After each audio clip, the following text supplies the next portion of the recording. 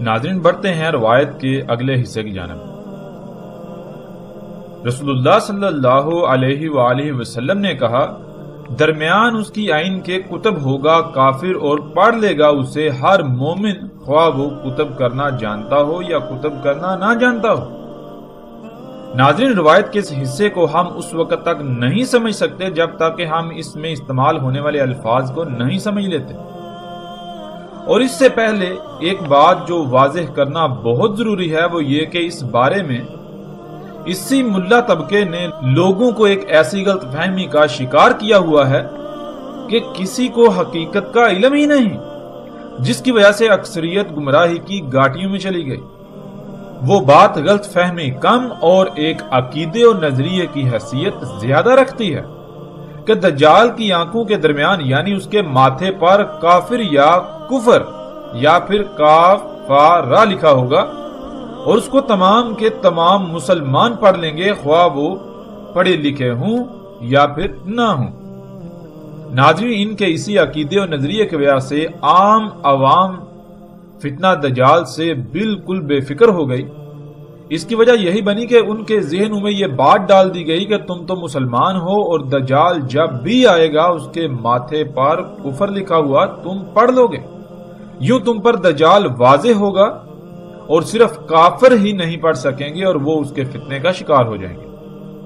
ناظرین، یہاں ایک اور بات بہت ضروری ہے، وہ یہ کہ ان کے نزدیک مسلمان کی تعریف کچھ یوں ہے کہ مسلمان وہ کہلاتا ہے جو دین اسلام کا ماننے والا ہو۔ اور دین اسلام کیا ہے؟ اس کی تعریف کچھ یوں ہے کہ جیسے دنیا میں باقی مذاہب موجود ہیں جنہیں آپ ہندوازم، ہندوتوا، بدھزم، پارسی، یہودی یا عیسائی وغیرہ کا نام دیتے ہیں یا ان ناموں سے جانتے ہیں، بالکل اسی طرح ایک دائرہ ہے، ایک گروہ ہے جس میں داخل ہونے کا ایک رستہ ہے جو کہ کلمے کا اقرار، اور باہر نکلنے کا کوئی رستہ نہیں۔ اس دائرے کا نام اسلام ہے۔ جو بھی اس دائرے میں داخل ہوگا وہ مسلمان ہے اور جو اس دائرے کے باہر ہے وہ کافر ہے۔ یوں جب دجال آئے گا تو اس کے ماتھے پر کافر لکھا ہوگا، وہ تمام کے تمام لوگ پڑھ لیں گے جو اس دائرے میں موجود ہوں گے، خواہ وہ پڑھے لکھے ہوں یا نہ ہوں، اور وہ تمام کے تمام انسان، وہ تمام کے تمام لوگ جو اس دائرے میں موجود نہیں ہیں، جو اس دائرے سے باہر ہیں، وہ تمام کے تمام کافر ہیں، اس لیے وہ نہیں پڑھ سکیں گے، اور پھر دجال کے فتنے کا شکار وہی لوگ ہوں گے۔ ناظرین، انتہائی دکھ اور افسوس اور اس سے بھی بڑھ کر پریشان کن بات یہ ہے کہ نہ صرف پوری دنیا میں اسلام کے بارے میں یہی نظریہ رکھا جاتا ہے، یہی تصور پایا جاتا ہے، بلکہ جو لوگ خود کو مسلمان کہلواتے ہیں وہ بھی اسی نظریے و تصور پر قائم ہیں۔ حالانکہ جیسے جیسے ہم آگے بڑھیں گے تو قرآن سے یہ بات بالکل کھل کر سامنے آئے گی کہ اللہ سبحانہ و تعالیٰ نے بہت سختی سے اس سے منع کیا تھا کہ جیسے یہود و نصارہ نے اسلام کو یہود اور عیسائیت کے نام پر دائروں میں بند کر دیا اور ان کے نزدیک وہی دائرہ اسلام اور اسی دائرے والے اللہ کے چہیتے اور باقی سارے انسان کافر و جہنمی ہیں، تم ایسا مت کرنا۔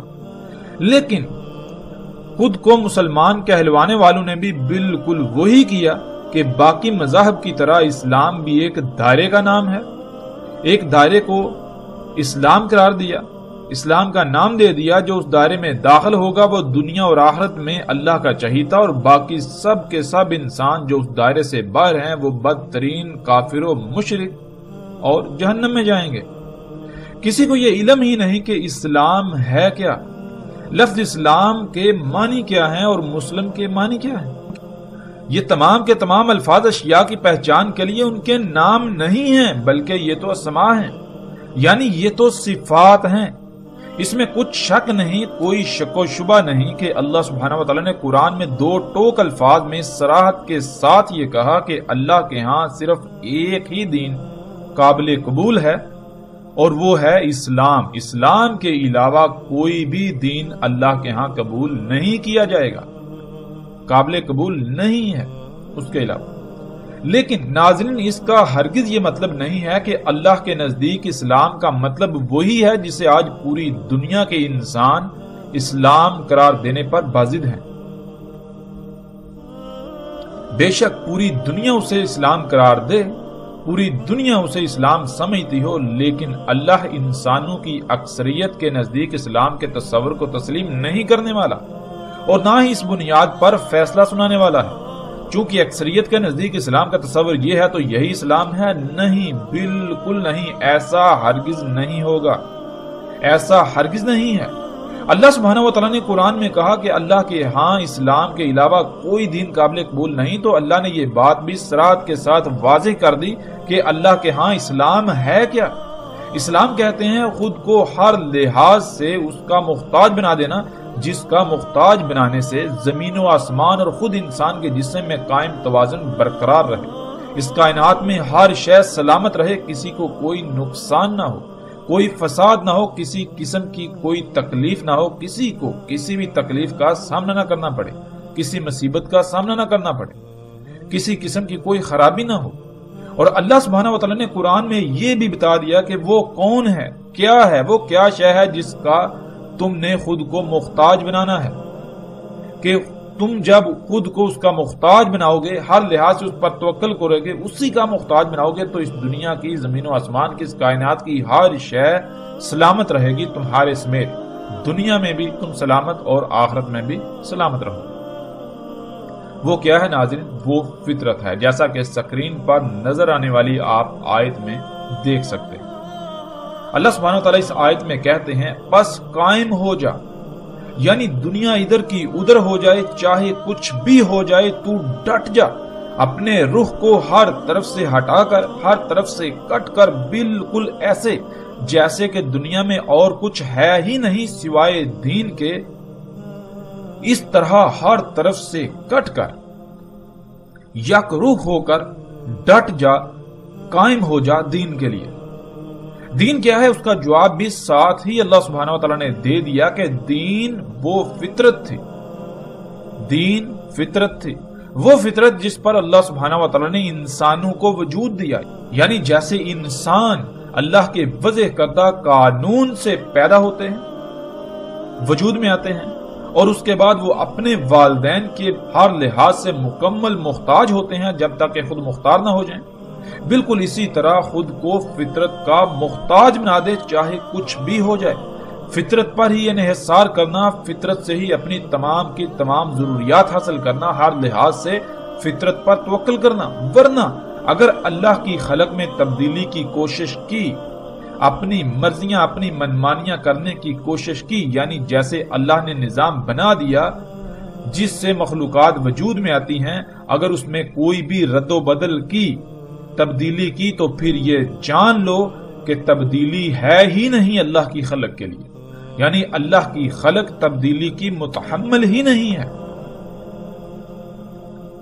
تبدیلی کرنے سے اس میں بگاڑ پیدا ہوگا، اس میں فساد ہوگا، سب کچھ درہم برہم ہو جائے گا، کوئی شے بھی سلامت نہیں رہے گی، ہر شے عیب دار ہو جائے گی۔ وہی اصل دین ہے، وہ دین جس پر قائم ہونا ہے، جس پر ڈٹنا ہے، جس کی موجودگی اللہ کے قانون کے عین مطابق، اس کے علاوہ کچھ بھی قابل قبول نہیں ہے، خواہ وہ کچھ بھی ہو، وہ قابل قبول نہیں ہے، خواہ اسے تم کچھ بھی نام دے لو، خواہ تم اسے اسلام کا نام دے لو۔ اور لیکن انسانوں کی اکثریت کو اس کا علم ہی نہیں، وہ یہ جانتی ہی نہیں، کیونکہ وہ غور و فکر نہیں کرتے، جس وجہ سے انہیں یہ علم ہی نہیں کہ اصل دین فطرت ہے، فطرت پر قائم ہونا ہے، ہر طرف سے کٹ کر فطرت پر انحصار کرنا ہے، فطرت پر قائم ہونا ہے۔ وہ اس بات کو بھولے کے بھولے ہی ہیں جو ان کو بھلا دیا گیا تھا۔ ناظرین، فطرت کہتے ہیں اللہ سبحانہ وتعالیٰ نے جیسے اور جن قوانین کے تحت تمام کی تمام مخلوقات کو خلق کر کے جس مقام پر رکھ دیا، جس مقام پر رکھ دیا، جس لائن پر لگا دیا، سب کی سب مخلوقات اسی پر قائم ہوتے ہوئے، اسی پر قائم رہتے ہوئے اپنی اپنی ذمہ داری پوری کریں، جس سے تمام کی تمام مخلوقات کی نہ صرف تمام کی تمام ضروریات بھی پوری ہوں گی، وہ وجود میں آئیں گی، بلکہ سب کی سلامتی اور بقا بھی اسی سے مشروط ہوگی۔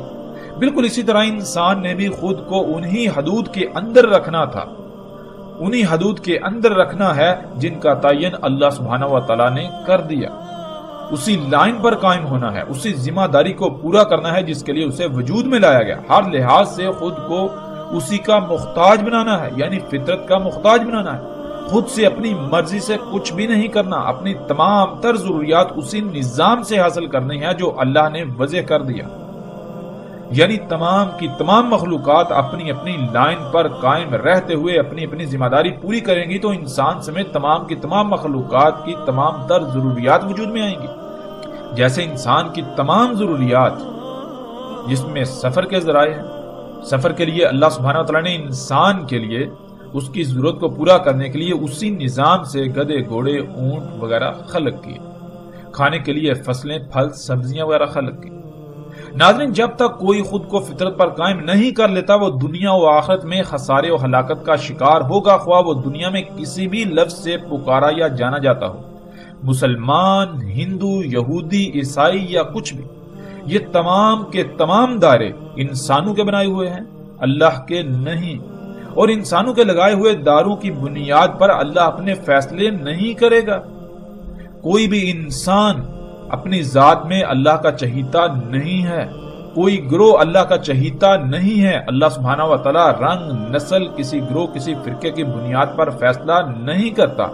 اللہ سبحانہ و تعالیٰ کے ہاں اگر کسی قسم کی کوئی تقسیم ہے تو وہ صرف اور صرف ایک ہی، اور وہ ہے تقوی کی بنیاد۔ اللہ سبحانہ و تعالیٰ نے بالکل کھول کر واضح کر دیا کہ اسلام کیا ہے، یعنی تم انسانوں سمیت تمام کی تمام مخلوقات کی سلامتی اسی میں ہے کہ اللہ نے جیسا اور جس مقصد کے لیے تمہیں خلق کیا بالکل ویسے ہی رہو، اسی مقصد کو پورا کرو، یعنی ہر طرف سے کٹ کر مکمل طور پر فطرت پر قائم ہو جاؤ۔ یہی اصل دین ہے۔ فطرت پر قائم ہونے سے ہی سلامتی ہے جسے اسلام کہا گیا۔ اگر کوئی فطرت پر قائم ہے، خواہ دنیا میں اسے لوگ ہندو، عیسائی، یہودی یا کسی بھی لفظ سے جانتے یا پکارتے ہوں، وہ اللہ کے قانون میں مومن ہے۔ اور جو فطرت پر قائم ہونے کی بجائے فطرت کے مقابلے پر مصنوعی اشیاء پر توکل کریں گے، جو مصنوعی اشیاء پر توکل کرتے ہیں، انہی مشینوں پر توکل کرتے ہیں، انہی مشینوں پر توکل کریں گے، وہ اپنے نام کے ساتھ خواہ کتنا ہی بڑا اور کتنا ہی موٹا مسلم یا مومن کیوں نہ لکھوا لیں، وہ اللہ کے قانون میں بدترین مشرک ہیں۔ یہودی، عیسائی، ہندو، بدھ مت اور مسلم لفظ کی بنیاد پر قطعاً کوئی فیصلہ نہیں ہوگا۔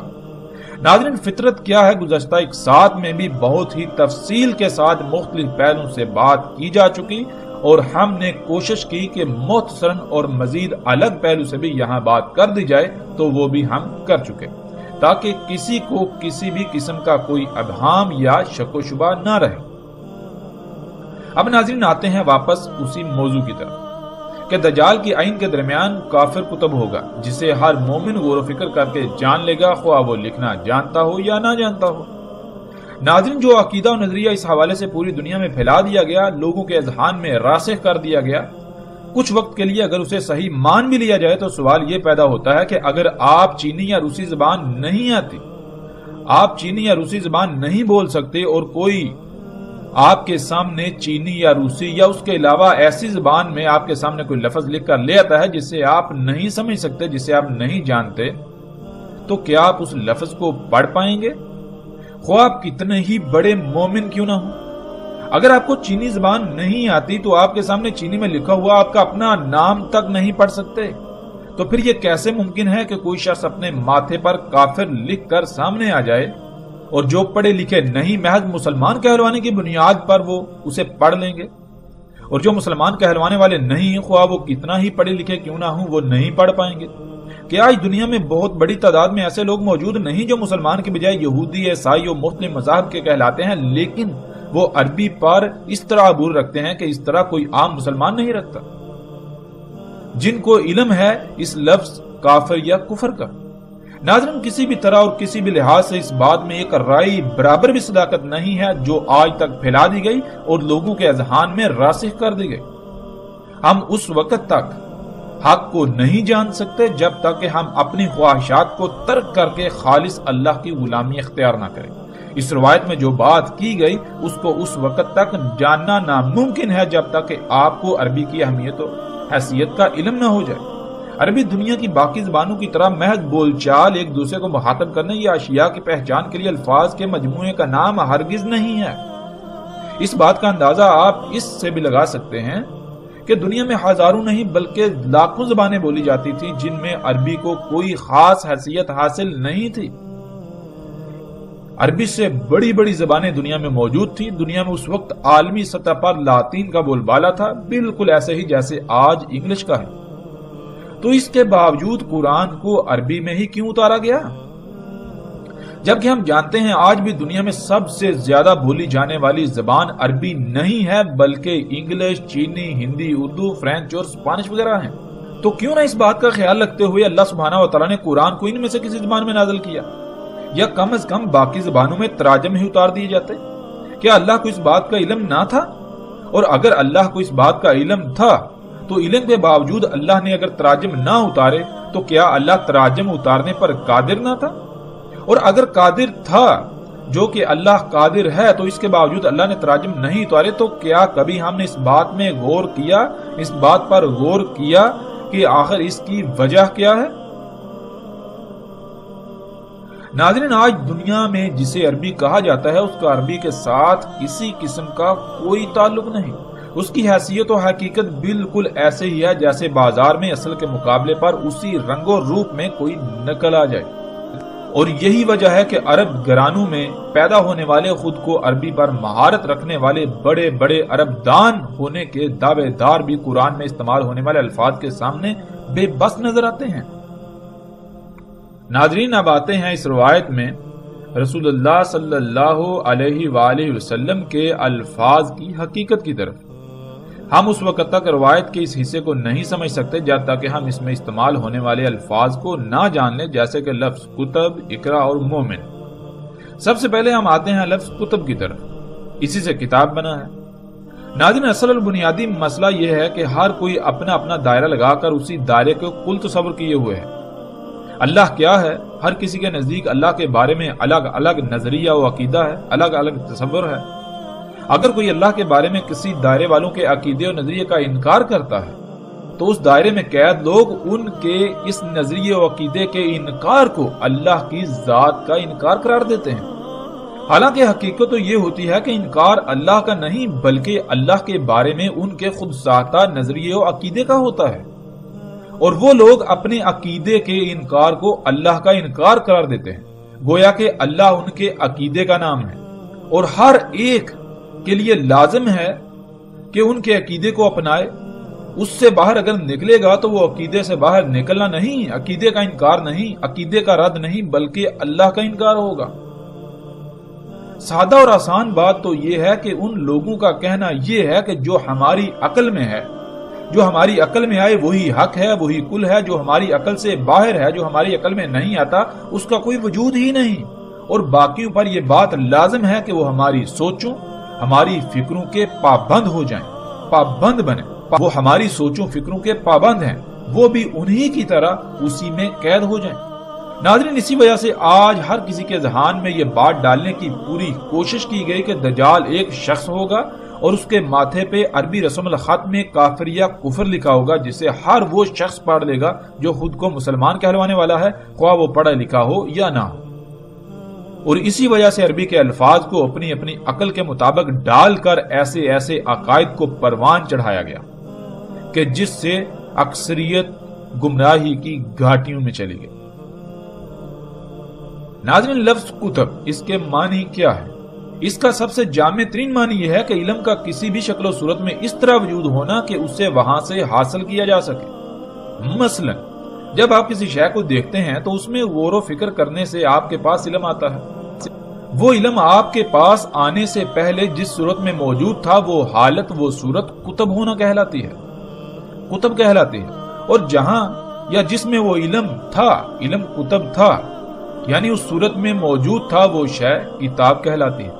ایسے ہی ناظرین، آپ دیکھتے ہیں کہ ایک مشین آپ کے سامنے موجود ہے، وہ مشین نہ صرف ایک وجود ہے، ایک خلق ہے، بلکہ وہ ایسا علم بھی ہے جو کہ کتب ہے۔ اب اگر آپ اس مشین میں غور کریں گے یعنی اس کی گہرائیوں میں جائیں گے تو جو علم اس میں کتب ہے وہ آپ کو حاصل ہو جائے گا۔ اس طرح ناظرین ایک اور مثال لے لیتے ہیں۔ ذرا تصور کریں آپ نے ایک بڑا سا گھر خریدا جو کہ خالی ہے، بالکل خالی۔ آپ گھر کا سامان لے کر آئے تو سوال یہ پیدا ہوتا ہے کہ آپ نے اس کے بعد کیا کرنا ہے۔ اگر آپ سے یہ سوال پوچھا جائے کہ اب آپ کیا کریں گے تو جواب یہ ملے گا کہ گھر میں سامان جوڑنا ہے۔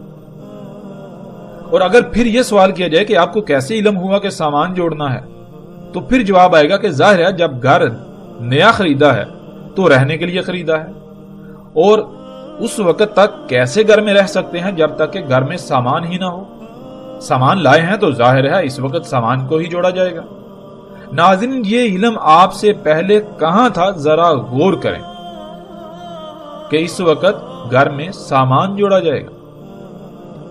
ناظرین اسی طرح اگر آپ گھر میں سامان جوڑ رہے ہوں اور اچانک گھر میں آگ لگ جائے تو کیا آپ سامان کو ہی جوڑیں گے یا پھر پہلے آگ بجھائیں گے؟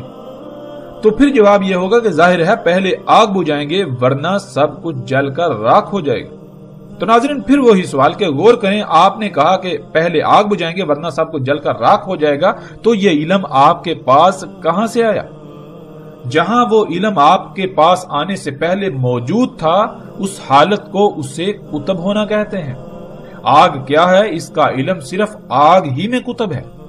آپ اس وقت تک نہیں جان سکتے جب تک کہ آپ آگ کو اقرا نہیں کر لیتے، یعنی اس میں غور کر کے یہ نہیں جان لیتے کہ آگ میں کیا علم موجود ہے۔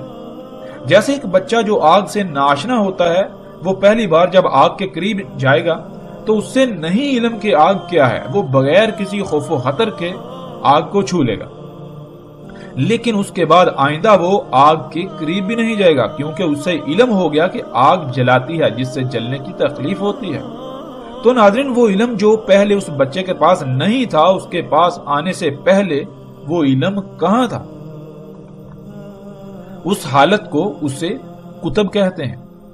ہم موجودہ دور کی اشیاء ہی کی ایک مثال لے لیتے ہیں۔ مثال کے طور پر ناظرین جب آپ اپنے کمپیوٹر یا موبائل میں کچھ لکھتے ہیں یعنی کتب کر رہے ہوتے ہیں تو کیا آپ وہ قلم اور سیاہی سے کتب کر رہے ہوتے ہیں؟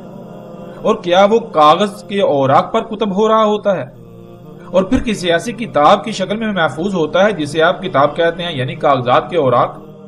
نہیں، بالکل نہیں، بلکہ وہ تو کمپیوٹر کے اس حصے میں کتب ہو رہا ہوتا ہے جسے آپ ہارڈ ڈسک کا نام دیتے ہیں۔ جس میں علم کتب ہو وہ عربی میں کتاب کہلاتی ہے۔ آپ جب اپنے کمپیوٹر میں کچھ کتب کرتے ہیں تو وہ کہاں پر کتب ہوتا ہے، کہاں پر جا کر محفوظ ہوتا ہے وہ آپ جانتے ہیں، اسے آپ ہارڈ ڈسک کا نام دیتے ہیں، لیکن عربی میں اسے ہارڈ ڈسک نہیں بلکہ کتاب کہا جائے گا، عربی میں اسے کتاب کہتے ہیں۔ اب ناظرین اگر وہ کتاب جس میں علم کتب ہوا وہ آپ کے سامنے لائی جائے یعنی وہ ہارڈ ڈسک آپ کے سامنے لا کر رکھی جائے تو کیا آپ اسے اقرا کر لیں گے یعنی پڑھ لیں گے؟ آپ یہ جان لیں گے کہ اس میں کون سا علم موجود ہے، کون سا علم اس میں کتب ہے جسے آپ ہارڈ ڈسک کہتے ہیں؟ اس میں کیا علم کتب ہے؟ نہیں نا، کیونکہ آپ میں یہ جاننے کی صلاحیت ہی نہیں کہ اس میں کیا کتب ہے۔ اس میں جو کتب ہے اسے جاننے کی صلاحیت کمپیوٹر میں ہے۔ ناظرین یہ ہے کتب کا معنی اور کتاب کیا ہے یہ بھی ہم پر واضح ہو گیا۔ اللہ سبحانہ وتعالی نے قرآن میں اس کائنات کو، زمین و آسمانوں کو کتاب کہا اور ان میں موجود تمام کی تمام مخلوقات کو اس کتاب کی آیات کہا۔ جب آپ پر یہ بات واضح ہو گئی کتب کیا ہے اور کتاب کسے کہتے ہیں تو پھر آپ پر یہ بات بالکل واضح ہو جائے گی کہ اس کائنات کو اللہ نے کتاب کیوں کہا۔ اللہ نے جس علم سے اس کائنات کو خلق کیا، تمام کی تمام مخلوقات کو خلق کیا، جیسے نظام چلا رہے ہیں وہ سب کا سب علم انہی مخلوقات میں، انہی کے اندر موجود ہے جسے عربی میں کتب ہونا کہا جاتا ہے۔ ناظرین جب علم کتب ہوتا ہے تو اس کتب علم کو غور و فکر کر کے جس میں وہ علم کتب ہے اس کی گہرائی میں جا کر اس علم کے حصول کو عربی میں اقرا کہتے ہیں۔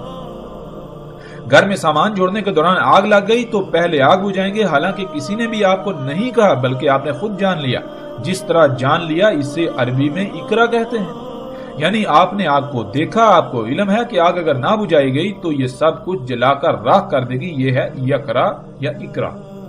ناظرین اب آتے ہیں لفظ مومن کی طرف۔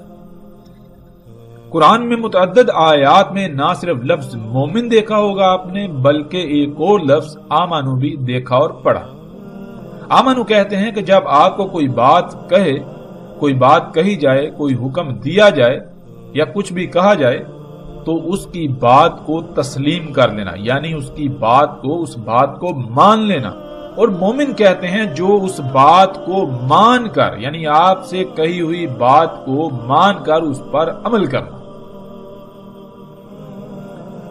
یہیں پر آپ مومن اور مسلم میں فرق بھی جان سکتے ہیں۔ مومن تو آپ پر واضح ہو گیا کہ جو بھی حکم دیا جائے اسے مان کر اس پر عمل کرنا، اور مسلم کہتے ہیں جو حکم دیا گیا، جو بات کہی گئی، اس کے آگے سرنڈر کر دینا، اس پر عمل کرنا۔ ناظرین بظاہر مومن اور مسلم میں ایک ہی معنی نظر آتا ہے، لیکن ایک چھوٹا سا فرق ان دونوں الفاظ میں زمین و آسمان کے فاصلے پیدا کر دیتا ہے۔ آپ کو نہیں علم کہ کون سا شخص ہے جو خود دل سے بات کو تسلیم کر کے عمل کر رہا ہے، یا پھر کون ہے جو کسی مجبوری، کسی دباؤ، کسی لالچ، کسی خوف یا ڈر کے تحت سرنڈر کیے ہوئے ہے، مجبوراً بات مان کر عمل کر رہا ہے۔ جو بغیر کسی خوف، دباؤ، لالچ اور ڈر وغیرہ کے بات کو دل سے تسلیم کر کے عمل کرتا ہے، وہ مومن کہلاتا ہے۔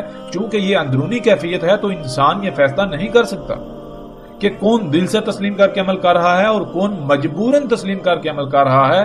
جب تک کہ راسخ علم نہ آ جائے تو تب تک وہ مسلم ہی ہیں، یعنی سرنڈر کیے ہوئے ہیں، بات کو مان کر عمل کر رہے ہیں۔ کسی نے دل سے تسلیم کیا یا مجبوراً، یہ فیصلہ انسان کا نہیں بلکہ اس کا فیصلہ اللہ کرے گا۔ انسان ظاہر کا مکلف ہے تو ظاہر کی بنیاد پر فیصلہ کرنے کی صلاحیت رکھتا ہے، نہ کہ جس کا وہ مکلف ہی نہیں، جو اس کی پہنچ سے باہر ہے، اس پر وہ فیصلہ کرنے کی صلاحیت رکھتا ہو۔ ناظرین دجال کی آئین کے درمیان کتب ہوگا کفر، ہر مومن پہچان لے گا اسے۔ دجال کی آئین کیا ہے یہ ہم گزشتہ ایک ساتھ میں تفصیل کے ساتھ جان چکے، جو کہ تمام کے تمام دیکھنے کے آلات ہیں، جنہیں کیمروں سمیت دیکھنے کے مختلف آلات کا نام دیا جاتا ہے۔ ناظرین ان آلات سے جو کچھ بھی آج آپ کے سامنے لایا جاتا ہے، آپ کو دعوت دی جاتی ہے، وہ سارے کا سارا اللہ کے ساتھ کفر ہے۔ کفر کہتے ہیں انکار کرنے کو۔ مثلا جب اللہ نے حکم دیا کہ ہر طرف سے کٹ کر مکمل طور پر یک رخ ہو کر فطرت پر قائم ہو جاؤ، تو دیکھیں کہ جو دجال کے دیکھنے کے آلات کے ذریعے آپ کے سامنے لایا جاتا ہے وہ فطرت ہے یا پھر فطرت کے مقابلے میں اس کی ضد، فطرت کا کفر، اللہ کے حکم کا انکار۔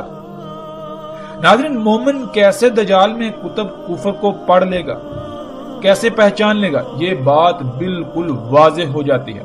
اگر آپ مومن ہیں یعنی آپ اللہ کی اطاعت کرتے ہیں،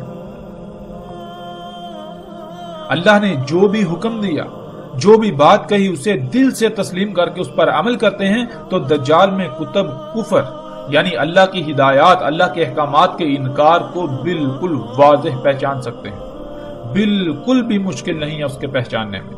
اور دوسری بات یہ کہ دجال کی آئین کے درمیان یعنی ماتھے پر کافر کتب ہوگا۔ ناظرین ماتھا پورے وجود میں سب سے واضح ترین مکان کو کہتے ہیں، جسے ہر کوئی دیکھ سکتا ہے۔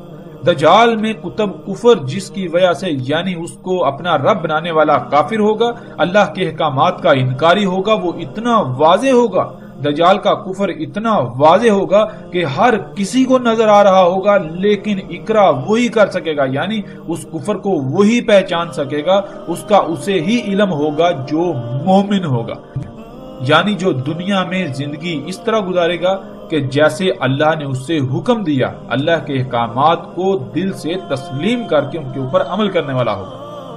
آج دجال میں کتب کفر اتنا واضح ہے کہ جیسے جسم میں سب سے واضح ترین مقام ماتھا ہوتا ہے، کہ جسم کے کسی اور حصے پر کچھ لکھا ہو تو سب کو نظر نہیں آ سکتا، مگر ماتھے پر کچھ بھی لکھا ہو یا کوئی نشان لگا ہو تو ہر کسی کو نظر آ رہا ہوگا۔ بالکل اسی طرح دجال میں کتب کفر بھی اتنا ہی واضح ہے۔ اللہ نے اپنے رزق سے حلال طیب کا حکم دیا، مگر آج اللہ کے اس حکم کا انکار عملاً ہر طرف واضح نظر آ رہا ہے۔ اللہ کے مقابلے پر انہی مشینوں، انہی ایجادات سے وجود میں آنے والا غیر اللہ کا رزق، جو کہ نہ صرف اللہ کے علاوہ اوروں کا ہے بلکہ حرام ہے، خبیث ہے، جو دڑا دڑ کھایا جا رہا ہے، جس کی ہر طرف برمار ہے، ہر طرف وہی نظر آ رہا ہے۔ یعنی آج جو کچھ بھی آپ کو ہر طرف نظر آتا ہے وہ کھانے پینے کی اشیاء ہوں یا کسی بھی قسم کے استعمال کی اشیاء، آپ کی ضروریات کا سامان، کیا وہ فطرت ہے یا پھر اس کے مقابلے پر اس کی نقل؟ اللہ نے تو حکم دیا کہ فطرت پر قائم ہو جاؤ، اسی کو دین اسلام کہا، تو کیا آج اسلام کے دعوے داروں میں سے کوئی ہے جو یہ دعویٰ کر سکے کہ وہ فطرت پر قائم ہے؟ جب کوئی بھی فطرت پر قائم نہیں تو یہ دین اسلام ہرگز نہیں، یہ وہ دین نہیں ہے جس کو اللہ سبحانہ و تعالیٰ نے اسلام کہا، جو اللہ کے ہاں قابل قبول ہے، جس کے علاوہ دوسرا کوئی دین قابل قبول نہیں ہوگا۔ اللہ کے ہاں دین اسلام ہر طرف سے کٹ کر یک رخ ہو کر فطرت پر قائم ہونا ہے، اور آپ اس کے برعکس جسے جی چاہے اسلام کا نہ دیں، وہ آپ صرف اور صرف خود کو دھوکہ دینے کے علاوہ اور کچھ نہیں کر رہے۔ ناظرین، اس بات کو تسلیم کرنا اتنا آسان تو نہیں ہے، کیونکہ خود کو غلط کہنا اور آج تک جو کرتے رہے اس سب کو غلط کہنا ظاہر ہے اتنا آسان نہیں، لیکن مشکل بھی نہیں ہے اگر اللہ کی غلامی کرنا مقصود ہو۔ اگر خود کو بڑا بنائیں گے، تکبر کریں گے، تو ابلیس کا واقعہ قرآن میں مذکور ہے جو آپ کئی بار پڑھ چکے ہیں۔ جب اس پر اس کا غلط ہونا واضح کیا گیا تو بجائے اس کے کہ وہ اپنی غلطی مان کر اپنی اصلاح کرتا اور فلاح پا جاتا، فلاح کا سودا کرتا، بلکہ وہ اکڑ گیا کہ اس نے جو پہلے کیا وہ کیوں غلط ہو سکتا ہے؟ نہیں، بالکل نہیں، بلکہ وہ بالکل صحیح تھا۔ اور پھر اس کا انجام کیا ہوا؟ اس کا انجام کسی سے بھی پوشیدہ نہیں ہے۔ ناظرین، کیا دجال میں کفر ہر طرف کھلم کھلا واضح نہیں ہے؟ بالکل واضح ہے۔ اللہ نے فطرت پر قائم ہونے کا حکم دیا تو اللہ کے اس حکم کا کفر آپ کو ہر طرف نظر آئے گا۔ آپ نے پیاس بجھانی ہے تو اللہ کے حکم کا انکار فطرت کی بجائے اس کی ضد طرح طرح کے خبیث حرام مشروبات کھانا ہے تو اللہ کے حکم کا کفر طرح طرح کی مصنوعی اور فطرت میں مداخلت کر کے، اللہ کی مخلوقات میں مداخلت کر کے، چھیڑ چھاڑ کر کے، ان میں ملاوٹ کر کے خبیث حرام خوراکیں۔ ناظرین، سواری کے ذرائع جو آپ استعمال کرتے ہیں، کیا وہ اللہ کے حکم کے عین مطابق فطرتی ذرائع ہیں جن کا اللہ نے قرآن میں ذکر کیا؟ گدے، گھوڑے، اونٹ، خچر، یا پھر فطرت کی ضد مصنوعی ذرائع؟ آپ کی جتنی بھی ضروریات ہیں، کوئی ایک بھی شے ایسی نہیں کہ جو فطرت ہو، بالکل سب کا سب مصنوعی، فطرت کی ضد، فطرت میں مداخلت کر کے تبدیل شدہ۔ اپنے کچن میں موجود ایک ایک شے کو دیکھیں، اپنے گھر کی تمام اشیاء کو دیکھیں، اپنے گھر کے در و دیوار کو دیکھیں، ان پر موجود رنگ، کیا وہ فطرت ہے؟ ناظرین، ذرا غور تو کریں۔ انسانوں کی ایک بہت بڑی تعداد کے نزدیک میں ایک پاگل سے بڑھ کر کوئی حیثیت نہیں رکھتا ہوں گا، کیونکہ اس پیغام کو سننے اور دیکھنے والوں کی اکثریت دل میں اور اپنے ساتھ بیٹھے دوستوں، بہن بھائیوں، رشتہ داروں اور ایک دوسرے سے یہی کہہ رہے ہیں کہ یہ شخص پاگل ہے، اور طرح طرح کی گالیوں اور حقیر ترین الفاظ و القابات سے نواز رہے ہوں گے، اور اس کے علاوہ ہر طرح کا رد عمل سامنے آئے گا جس کا وہ اظہار کرنے پر قادر ہیں، جس کا وہ اظہار کرنے پر مجبور ہیں۔ لیکن ایسے تمام کے تمام انسانوں کے لیے میں صرف اتنا ہی کہوں گا کہ طوفان کو دیکھ کر ریت میں سر دنسا لینے سے طوفان ٹل نہیں جاتا۔ آپ کے اس رد عمل سے حق پر کوئی آنچ نہیں آنے والی۔ آج ان باتوں کا انکار کرنا، ان سے منہ موڑنا بہت آسان ہے، کیونکہ دنیا کی رنگینیاں جو سامنے ہیں، مگر یہ رنگینیاں ایسا دجل ہیں، ایسا دھوکہ ہیں جس کا آپ تصور بھی نہیں کر سکتے۔ ان رنگینیوں کی آڑ میں ایک ایسا عذاب آپ کے سر پر آ چکا ہے کہ وقت کے فیصلہ سنانے کی دیر ہے، اور وقت بھی اپنا فیصلہ سنانے کو ہے۔ وقت اپنا فیصلہ سنانے کو بے چین ہے، اور یہ بھی جان لیجئے کہ جب وقت اپنا فیصلہ سناتا ہے تو وقت کا فیصلہ ماننا مجبوری بن جاتا ہے، اس کا انکار کوئی بھی نہیں کر سکتا۔ ناظرین، واپس موضوع کی طرف پلٹتے ہوئے ہم آگے بڑھتے ہیں۔ رسول اللہ صلی اللہ علیہ وآلہ وسلم نے کہا، کس طرح ہوگا تمہارے ساتھ، کیا حالت ہوگی تمہاری جب تمہیں آزمائش میں ڈالا جائے گا ایک ایسے عبد یعنی اللہ کے غلام سے جس میں پھیلاؤ ہے یعنی پھیلا ہوا ہے، تحقیق مسخر کی گئی اس کے لیے انہار الارض، یعنی جیسے انسان کے جسم میں خون کی شریانیں ہوتی ہیں، بالکل اسی طرح زمین میں ایسی شریانیں ہیں جن میں زمین کا خون گردش کرتا ہے، انہیں انہار الارض کہا جاتا ہے، اور اس کے یعنی زمین کے ثمرات مسخر کیے گئے اس کے لیے۔ پس جس نے اس کی اتباع کی یعنی اس کے پیچھے پڑا، اس کو کھایا اور اس کا کفر کیا، یعنی اللہ نے جس مقصد کے لیے اپنے اس عبد کو خلق کیا، اسے جس مقام پر رکھا، جس لائن پر لگا دیا تاکہ اس مقام پر رہتے ہوئے اپنی ذمہ داری کو پورا کرے، جس سے زمین کا توازن برقرار رہے گا، زمین میں فساد نہیں ہوگا، زمین فساد سے پاک رہے گی، ہر شے ٹھیک رہے گی، اللہ کا قائم کردہ توازن برقرار رہے گا، اس بات کا انکار ہوگا۔ اس کے پیچھے پڑنا اور اس کا کھانا، اس کا اپنی مرضی کے مطابق استعمال کرنا، اور جو اس کے پیچھے نہ پڑا اسے نہ کھایا اور اس کا عذاب ہوگا، یعنی جو اس کے پیچھے نہیں پڑے گا، اسے اختیار نہیں کرے گا، اسے نہیں کھائے گا، تو گویا کہ وہ اس کے لیے اس کی سزا ہوگی۔ کیوں؟ اس لیے کہ پوری دنیا میں اس وقت حالت ہی ایسی ہوگی، وہ اتنی بڑی اتنی سخت آزمائش ہوگی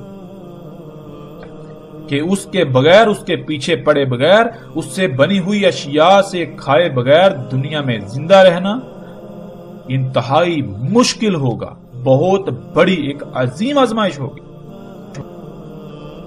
اس میں کچھ شک نہیں، اللہ جو ان سب سے اوپر ہے، اس یوم یعنی اس مدت میں اس کے ساتھ اس سے مومنین کی حفاظت کرے گا جس کے ساتھ ملائکہ کی حفاظت کرتا ہے تسبیح سے، یعنی جیسے ہی ملائکہ کو کوئی حکم دیا جاتا ہے تو وہ فوراً اسی وقت ویسے ہی عمل کرتے ہیں جیسے کرنے کا ان کو حکم دیا گیا۔ تو اس یوم جو انسان ایمان لانے کے بعد یعنی اللہ کے احکامات کو تسلیم کرتے ہوئے ان پر عمل کریں گے، بالکل اسی طرح جیسے ملائکہ کرتے ہیں، وہ اس سے محفوظ ہو جائیں گے۔ اس میں کچھ شک نہیں، درمیان اس کی عین کے یعنی ماتھے پر کافر، یعنی کفر اتنا واضح ہوگا جیسے انسانی جسم میں آنکھوں کے درمیان کا حصہ ماتھا واضح ہوتا ہے، پہچان لیں گے اسے تمام مومن، خواہ وہ کتب کرنا جاننے والے ہوں یا پھر کتب کرنا نہ جاننے والے۔ ناظرین، آج ہم غور و فکر کریں اور دیکھیں کہ وہ کون سا اللہ کا عبد ہے، اللہ کا غلام ہے، جس میں نہ صرف پھیلاؤ ہے، وہ پھیلا ہوا ہے، بلکہ اس سے زمین کی نہریں یعنی زمین کی شریانیں مسخر کی گئیں، پھر اسی سے زمین اپنے ثمرات نکالتی ہے، اپنے پھل نکالتی ہے، سبزیاں نکالتی ہے، فصلیں نکالتی ہے۔ یہ جو زمین کے اوپر حیات نظر آتی ہے، طرح طرح کا سبزہ نظر آتا ہے، ہمیں درخت پھل پھول نظر آتے ہیں، یہ سب کچھ اسی سے نکالتی ہے۔ ناظرین، گزشتہ ایک ساتھ میں پیچھے تفصیل کے ساتھ یہ بات گزر چکا کہ خام تیل، اللہ کا وہ عبد، اللہ کا غلام، جیسا کہ قرآن میں اللہ سبحانہ وتعالی نے اس کائنات کی تمام مخلوقات کو اپنے عباد کہا، اپنے غلام کہا۔ اس کائنات کی تمام مخلوقات اللہ کی عبد ہیں سوائے نافرمان یعنی سرکش جنوں انسانوں کے۔ تو وہ اللہ کا عبد زمین کے اندر جسے آج ہم خام تیل کہتے ہیں، اسی سے زمین کی شریانیں، ارض کی شریانیں مسخر ہیں۔ جیسے ناظرین غور کریں کہ انسان کے جسم میں جو اس کی شریانیں ہیں، جو نالیاں ہیں، پائپ لائنیں ہیں، کس کی ان تک پہنچ ہے، کس کے لیے ان پائپ لائنوں کو مسخر کیا گیا، یعنی وہ کون سی مخلوق ہے، وہ کون سی شے ہے جو ان پائپ لائنوں میں جاتی ہے، جس کی وہاں تک رسائی ہے، وہ خون ہے۔ خون ان پائپ لائنوں میں دوڑتا ہے، خون کے لیے ان انہار کو مسخر کیا گیا۔ انسان کے جسم میں جو شریانیں ہیں وہ خون کے لیے مسخر کی گئیں۔ تو بالکل اسی طرح ناظرین جو زمین کی شریانیں ہیں، بالکل اسی طرح جیسے انسان کے جسم میں شریانیں ہیں، نالیاں ہیں، بالکل اسی طرح جو زمین کے اندر پائپ لائنیں ہیں، زمین کی شریانیں ہیں، وہ کس کے لیے مسخر کی گئیں؟ وہ کون سی شے ہے، وہ کون سا اللہ کا عبد ہے کہ جس کی ان تک رسائی ہے، ان تک پہنچ ہے؟ وہ خام تیل ہے، وہ بالکل اسی طرح جیسے آپ کے جسم میں آپ کا خون ہے، بالکل اسی طرح زمین میں زمین کا خون۔ پھر ناظرین غور کریں کہ وہ کون سی شے ہے جس سے زمین اپنے پھل پھول نکالتی ہے۔ زمین اپنی نباتات نکالتی ہے، زمین کے اوپر جو آپ سبزہ دیکھتے ہیں، جو حیات دیکھتے ہیں، وہ اپنے اندر سے باہر نکالتی ہے۔ وہ کون سی شے ہے؟ وہ یہی خام تیل۔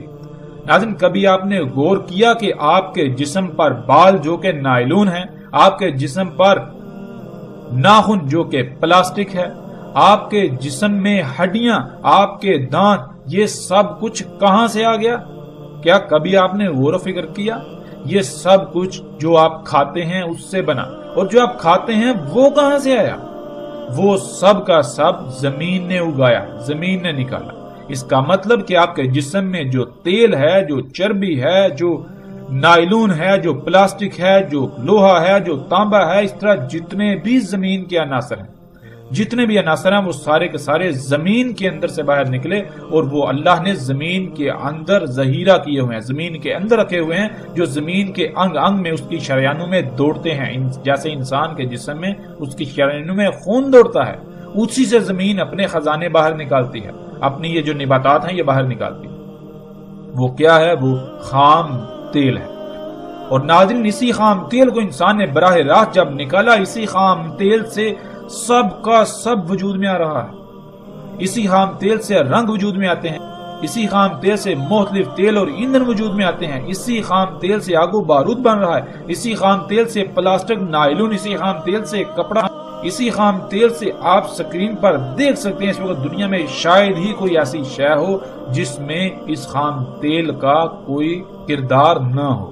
اس وقت شاید ہی کوئی ایسی شے ہو کہ جو خام تیل کے بغیر انسان اسے وجود میں لا سکے۔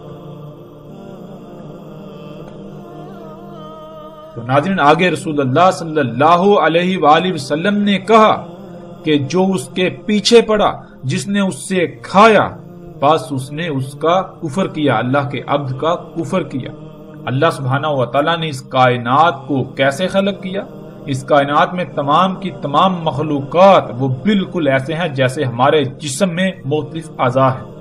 جب ہر عضو اپنے اپنے مقام پر رہتے ہوئے اپنی اپنی ذمہ داری پوری کرے گا تو جسم میں توازن برقرار رہے گا، ورنہ اگر کوئی ایک عضو بھی اپنی ذمہ داری ترک کرتا ہے یا اس کو اس کے مقام سے ہٹا دیا جائے تو جسم میں قائم توازن بگڑ جائے گا، جسے آپ بیماریوں کا نام دیتے ہیں۔ اس بگاڑ کو ختم نہ کیا جائے، دور نہ کیا جائے تو پھر جسم تباہی سے دوچار ہوگا، اپنی اجل سے دوچار ہوگا، جسے آپ موت کہتے ہیں۔ بالکل اسی طرح اس کائنات میں جتنی بھی مخلوقات ہیں وہ بالکل ایسے ہیں جیسے ایک وجود میں مختلف اعضاء ہوتے ہیں۔ وہ تمام کی تمام مخلوقات جب تک اپنے اپنے مقام پر رہتے ہوئے اپنی اپنی ذمہ داری پوری کریں گی تب تک اس کائنات کا توازن برقرار رہے گا۔ اگر کوئی ایک شے بھی اپنے مقام سے ہٹتی ہے، اپنی ذمہ داری کو پورا نہیں کرتی، تو زمین و آسمان میں، اس کائنات میں فساد ہو جائے گا، سب کچھ درہم برہم ہو جائے گا۔ تو جو اس کے پیچھے پڑیں گے، اس سے کھائیں گے، اسے اختیار کریں گے، جو اس کی اتباع کریں گے، اس کے پیچھے پڑیں گے، تو وہ اس بات کا کفر کریں گے کہ اللہ نے اسے کسی نہ کسی مقصد کے لیے خلق کیا تھا، کہ اس کو اگر ہم چھیڑیں گے تو کائنات میں فساد ہوگا، کچھ بھی نہیں ہوگا۔ وہ انکار کر دیں گے اس بات کا کہ کوئی فساد نہیں ہوتا، کوئی کچھ نہیں ہوتا، ہماری مرضی، ہم جیسے جی چاہے استعمال کریں، کچھ بھی نہیں ہوگا۔ اور پھر آگے رسول اللہ صلی اللہ علیہ وآلہ وسلم نے کہا کہ جو اس کے پیچھے نہ پڑا، جس نے خود کو بچا لیا، جس نے اسے نہ کھایا، اور اس کا عذاب ہوگا، یعنی اس کی سزا ہوگی۔ مطلب یہ کہ ناظرین آج جب آپ غور کریں تو پوری دنیا میں فطرت کے مقابلے پر نقل دنا رہی ہے، جس کو رسول اللہ نے دجال کہا۔ تو ایسے میں آپ غور کریں کہ اگر اس کے بغیر، اس کے پیچھے پڑے بغیر آپ دنیا میں زندگی گزارنا چاہیں تو کیا وہ آسان ہے؟ ذرا غور تو کریں۔ اگر آپ اپنی ضروریات کو پورا کرنے کے لیے اس وقت فطرت پر انحصار کرتے ہیں تو کیا حالت ہوگی، جو کہ رسول اللہ صلی اللہ علیہ وسلم نے کہا کہ تمہاری کیا حالت ہوگی، کیا ہوگا تمہارے ساتھ جب تمہیں آزمائش میں ڈالا جائے گا ایک عبد کے ساتھ، ایک عبد سے۔ تو ناظرین، آج ہم اللہ کے اس کو غلام کو اگر اس کے پیچھے نہ پڑیں، اگر اس سے بننے والی اشیاء سے اپنی ضروریات پوری نہ کریں تو غور کریں ہماری حالت کیا ہوگی۔